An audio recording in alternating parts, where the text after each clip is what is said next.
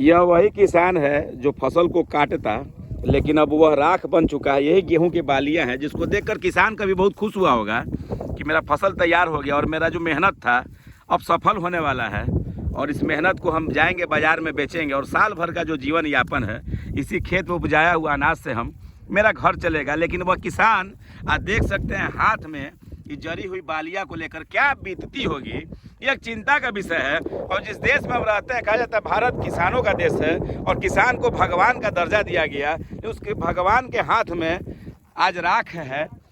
आप देख सकते हैं क्या विचित्र स्थिति है इस किसान पे बीती होगी, जिसके खेत में आग लगी है और गेहूं की बालियां जो है राख में तब्दील हो चुकी है। चाह कर भी आखिर यह किसान करे तो क्या करे, बची है तो कुछ यह खड़ी बालियां, पूरा खेत तो जल गया है। आप देख सकते हैं थोड़ी सी बालियां आपको नज़र आ रही हैं, और यह जो गेहूं की बालियां हैं जिसको हम गेहूं आसानी से बैठे बिठाए शहरों में ख़रीद लेते हैं, और बड़ी बड़ी कंपनियां जो है पैक आटा करके, कई ऐसी बड़ी बड़ी कंपनियां जो है पैक करके बेचती हैं आटा, और आटा हम खरीदते हैं। यही किसान है जो इसको बेचकर हम तक उपलब्ध करवाते हैं। लेकिन अब यह राख है जिसका कोई यूज नहीं है। हकीकत हम आपको अभी दिखाने जा रहे हैं बिना माइक के, और इसमें आईडी की भी ज़रूरत नहीं है। एक सच्चाई जिस पर नज़र नहीं आता है, जब हम अपने घरों में आटा गेहूं चावल खरीदते हैं काफ़ी आसानी से, पैसा देकर हम ले लेते हैं। लेकिन अभी एक खेत है जिस खेत का अनाज हम शहरों में खरीदते हैं और खाते हैं आराम से चैन से बढ़कर, और कहते हैं कि गेहूं महंगा और चावल महंगा है। एक ऐसी विचित्र स्थिति जिस किसान को खेत में तैयार फसल काफ़ी गाढ़ी मेहनत से पैसे लगाकर जब वो फसल तैयार करता है, उसको जब बेचकर अपना जीवन यापन, चूँकि किसान के पास कोई खेती के सिवा कोई साधन नहीं है, लेकिन उसी खेत की हकीकत हम थोड़ा सा दिखा दीजिए। यहाँ यह खेत है जिसमें उस किसान ने अपनी गाढ़ी कमाई लगाया, बाल बच्चों के संग धूप में पानी में खड़ा होकर इस फसल को उगाया। लेकिन जब काटने का समय आता है तो आग लगकर चौपट हो जाता है। जिस खेत में भूसा होना चाहिए था जली हुई राख है। यह मासूम मायूस किसान है जिनके चेहरे पर एक उदासी है कि अब आगे क्या करेंगे, क्योंकि जो पारिश्रमिक जिससे इनका जीवन यापन होता है वो अब लुट चुका है, राख हो चुका है। खेत जो है राख में तब्दील है।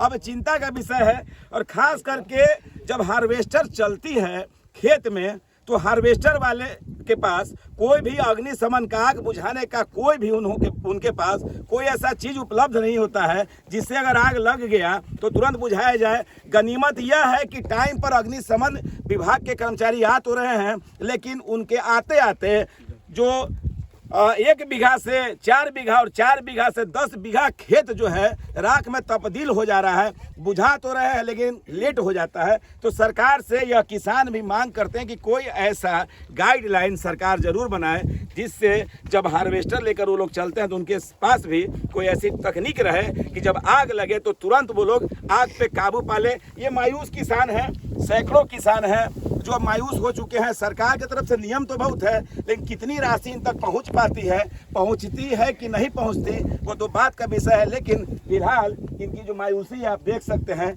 अब इनके पास कुछ नहीं बचा, क्योंकि सब कुछ जो था उनका राख में तब्दील। किनके किनके खेत में आग लगा? बदशाह राम, हाँ, मुख्तार राम, रामनाथ राम। तो तैयार फसल थी, अब तो काटना था। हाँ जी, काटना था अभी। कितने बीघा खेत में आग लगी है? लगभग 7 बीघा। 7 बीघा में लग गया।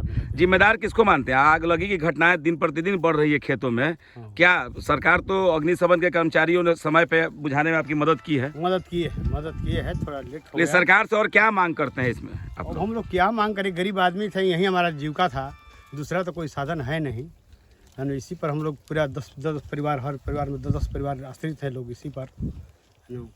क्या मुआवजा का कोई प्रावधान है सरकार के द्वारा? अब तो सरकार के पास तो बहुत है, कल्याणकारी योजना चल रही है, वो चाहेगी तो हम लोग को जिंदा रख सकती है।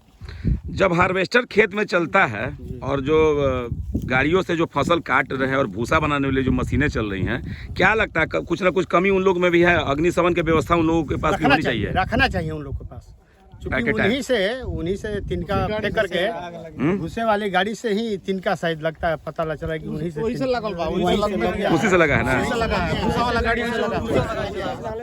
सरकार को भी कुछ ऐसा नियम बनाना चाहिए कि गाड़ियों में अग्निशमन की व्यवस्था है, उन लोगों को लेकर चलना चाहिए। तत्काल व्यवस्था वहीं रहना चाहिए, बीच बचाव का वही रास्ता है। क्या नाम है आपका?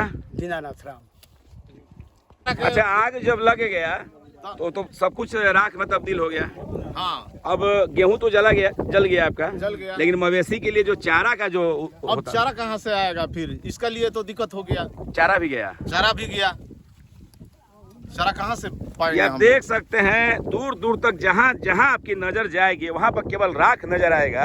और इस खेत में जो तैयार फसल था, जिसको गेहूं, पाकिस्तान में हम यहाँ बैठे चैनल पे देखते हैं कि आटा की किल्लत हो चुकी है, आटा महंगा हो चुका है, आटा के लिए मारामारी हो रही है। लेकिन भगवान न करे जैसी विचित्र स्थिति अभी बिहार के खेतों में अगलगी की घटनाएं बढ़ रही है, यह देख के तो प्रतीत हमें भी होता है कि कहीं पाकिस्तान वाला हाल कहीं हमारे बिहार में भी ना हो जाए, क्योंकि दूर दूर तक आप देख सकते हैं केवल राख ही राख है। और ये मायूस किसान जिनको आप लोगों ने देखा, जो इस टकटकी में, इस आशय में, इस आस में कि अब हमारा फसल तैयार है, इसको हम काटेंगे, लेकिन वही किसान है जहां फसल बटोरना चाहिए था आज राख बटोर रहे हैं। और सबसे बड़ी समस्या यह है कि जो पशुओं के लिए चारा जो है, इसी खेत से गेहूं कटने के बाद जो बच जाता है चारा के लिए जो है, अब चारा के लिए भी जो है यह किसान चिंतित है कि अब हमारे मवेशी हम तो खा लेंगे बाजार से भी या नहीं खाएंगे, भूखे रह जाएंगे, लेकिन जो मवेशी हमारे वो कहाँ से खाएंगे,